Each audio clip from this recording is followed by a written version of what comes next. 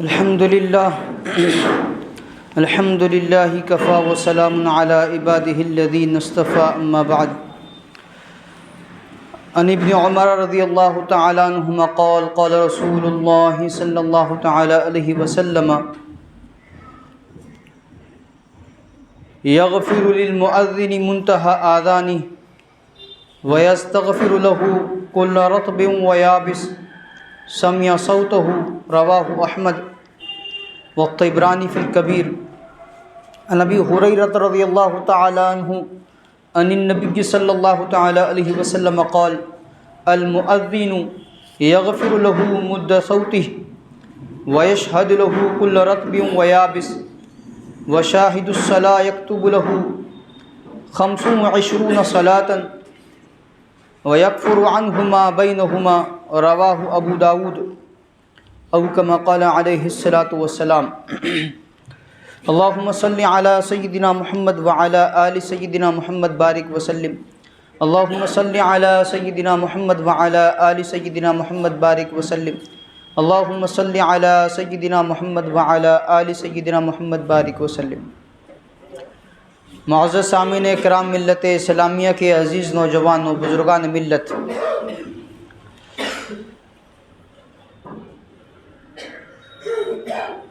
جب حضور اکرم صلی اللہ تعالی علیہ وسلم ہجرت فرما کر مدینہ منورہ تشریف لائے تو ابتدا میں نماز کے لیے لوگ اندازے سے مسجد حاضر ہو جایا کرتے تھے، اس کے لیے کوئی اعلان نہیں کیا جاتا تھا۔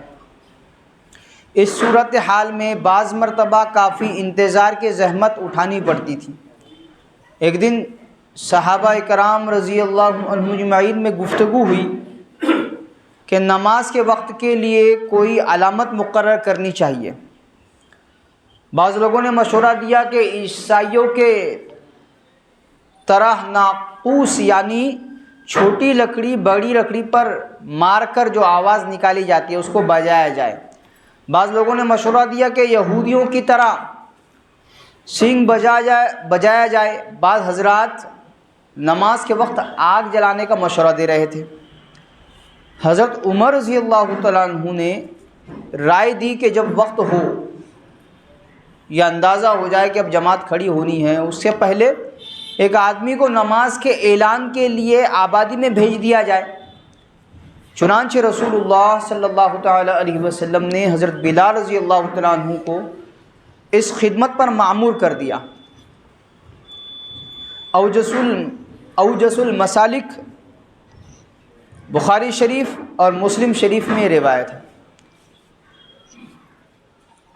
اسی دوران ایک صحابی حضرت عبداللہ بن زید بن عبد ربہ انصاری رضی اللہ تعالیٰ عنہ نے خواب میں دیکھا کہ آسمان سے ایک شخص دوہرے کپڑے پہنے ہوئے اترا۔ اس نے ایک دیوار پر کھڑے ہو کر اذان کے یہ کلمات کہیں: اللہ اکبر اللہ اکبر اللہ اکبر اللہ اکبر، اشہد ان لا الہ الا اللہ اشہد ان لا الہ الا اللہ اشہد ان محمد رسول اللہ اشہد ان محمد رسول اللہ، حی علی الصلاۃ حی علی الصلاۃ حی علی الفلاح حی علی الفلاح، اللہ اکبر لا الہ الا اللہ۔ یہ کلمات اس بندے نے خواب میں دیکھ رہے ہیں کہ کہیں۔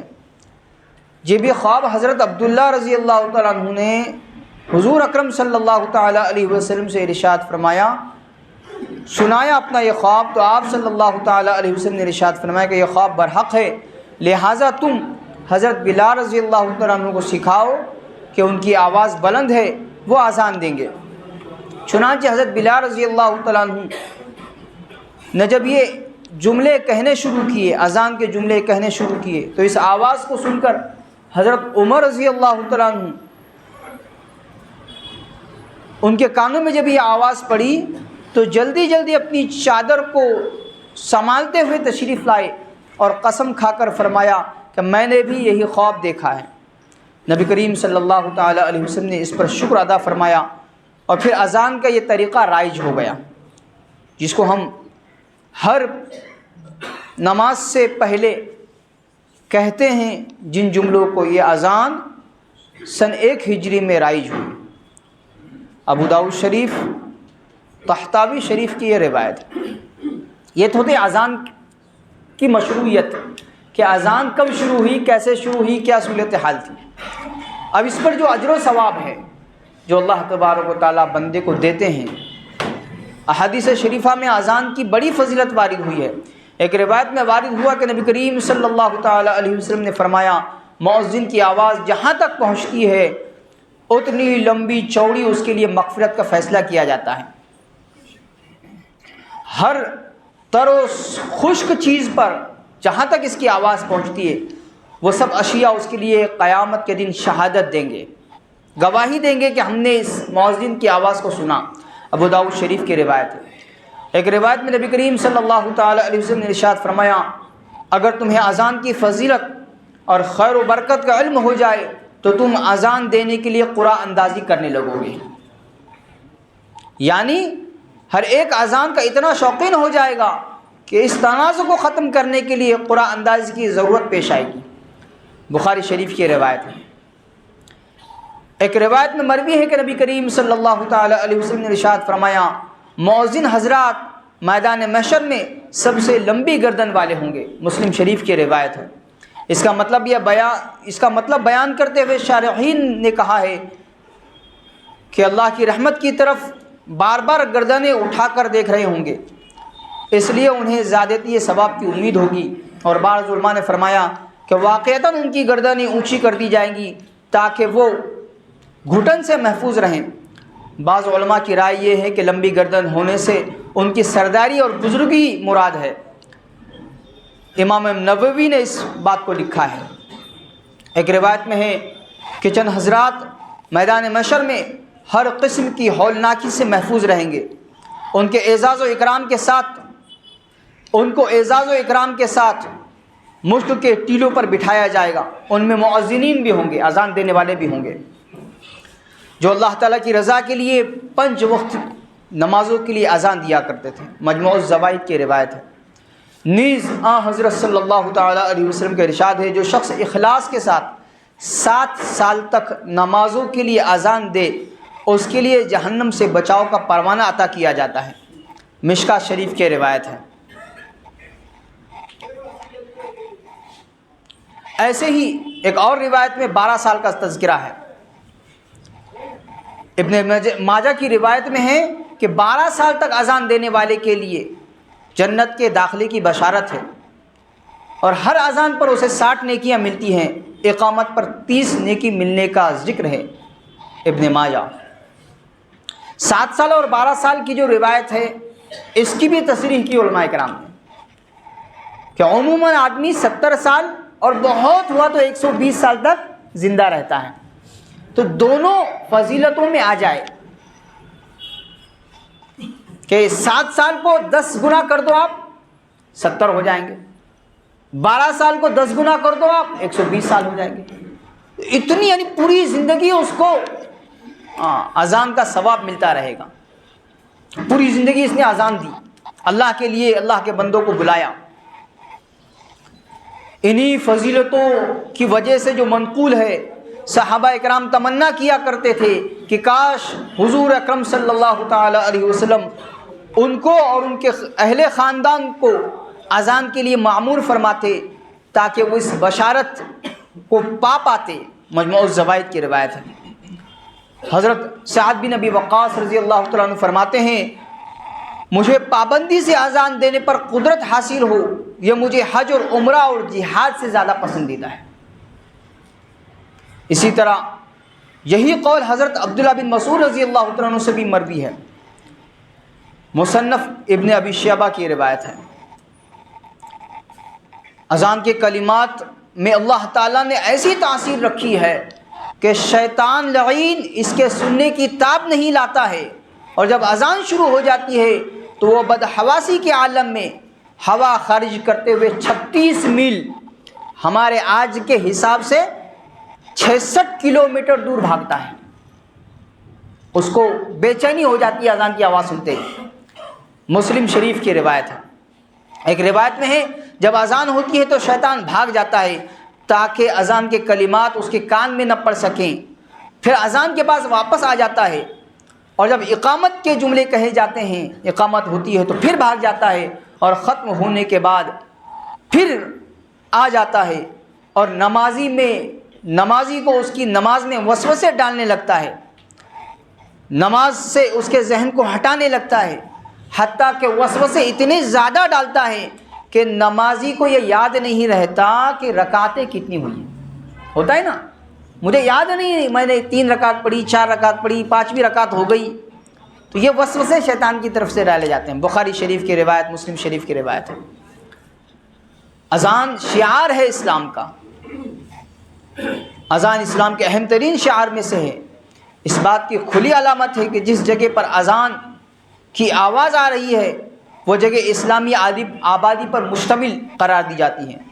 حضرت صلی اللہ تعالی علیہ وسلم نے اسلامی لشکر کو ہدایت کر رکھی تھی کہ جس بستی پر بھی حملہ کرنا ہو، حملے کا ارادہ ہو اسلام کو پھیلانے کی نیت سے، وہاں اگر اذان کی آوازیں آنے لگے تو حملہ روک دیا جائے اور قتل و قتال سے پوری طرح اجتناب کیا جائے۔ مسلم شریف کی روایت ہے۔ اب یہ ہو گیا اذان کی فضیلت، اذان دینے پر کیا فضیلت ہے۔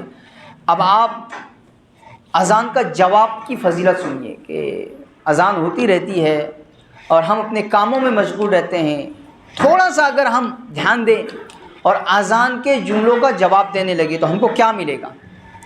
اذان کا جواب دینا بہت ثواب کا عمل ہے۔ ایک حدیث میں حضرت صلی اللہ تعالی علیہ وسلم کا ارشاد ہے، جو شخص اخلاص کے ساتھ مؤذن کے کلمات اذان دہرائے اور حی علی الصلاۃ اور حی علی الفلاح کے جواب میں لا حول ولا قوت الا باللہ العلی العظیم کہے تو اللہ اس پر جنت کو واجب کر دے گا۔ مسلم شریف سنن بہقی کی روایت ہے۔ اور جو شخص اذان کے بعد یہ دعائے وسیلہ پڑھے جس کو حضرت صلی اللہ تعالی علیہ وسلم کی شفاعت نصیب ہوگی، اللہم رب هذه الدعوة التامة والصلاة القائمة آتی محمد الوسیلة والفضیلة وبعثه مقاما محمود الذی وعدتہ، بخاری شریف کی روایت ہے۔ جو شخص اس دعا کو پڑھے گا اللہ کے نبی صلی اللہ تعالی علیہ وسلم کی شفاعت اس کو نصیب ہوگی، آپ اس کے لیے سفارش فرمائیں گے۔ حضرت صلی اللہ تعالی وسلم نے ارشاد فرمایا، وہ اوقات ایسے ہیں جس میں بہت کم لوگوں کی دعا رد کی جاتی ہے۔ اذان جب ہوتی ہے، جب ہو چکی ہوتی ہے تو بہت زیادہ فضیلت ہے دعاؤں کے قبولیت کی، کہ اذان کے دوران جو دعا مانگی جاتی ہے وہ بارگاہ خداوندی میں رد نہیں کی جاتی۔ جنگ کے میدان میں اذان کے بعد کے وقت میں جو دعا کی جاتی ہے وہ کبھی رد نہیں کی جاتی، بہقی کی روایت ہے۔ حضرت ام سلمہ رضی اللہ تعالیٰ عنہ فرماتی ہیں کہ مجھ سے حضور اکرم صلی اللہ تعالیٰ علیہ وسلم نے ارشاد فرمایا، ام سلمہ جب تم مغرب کی اذان کے وقت یہ دعا پڑھو، مغرب کی جب اذان ہو تو یہ دعا پڑھو، اللہم باستقبال لیلک و ادبار نہرک و اصوات دعاتک و حضور صلواتک اسأل اللہ ان تغفر لی۔ اذان کے فوراً بعد کا وقت قبولیت کا وقت ہے۔ ایک حدیث میں ہے کہ مؤذن کی اذان کا جواب دو، پھر جو دعا مانگو وہ عطا کیا جائے گا۔ یہ جو فضیلتیں تھیں، یہ جو باتیں ہمارے کانوں میں پڑی، ہم نے گوش گزار کی، اس سے ہم کو اندازہ ہوتا ہے کہ اذان کتنی زیادہ محترم بشان عمل ہے اذان، اور اس پر کتنا اجر و ثواب اور کتنی زیادہ نیکیاں اور اللہ کے قرب کا کتنا بہترین یہ ذریعہ ہے۔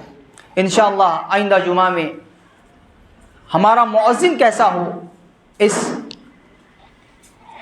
بات پر انشاءاللہ چند چیزیں گوش گزار کرنے کی کوشش کی جائے گی۔ اللہ تبارک و تعالی عمل کی توفیق عطا فرمائے۔ وآخر دعوانا الحمدللہ رب العالمین والصلاة والسلام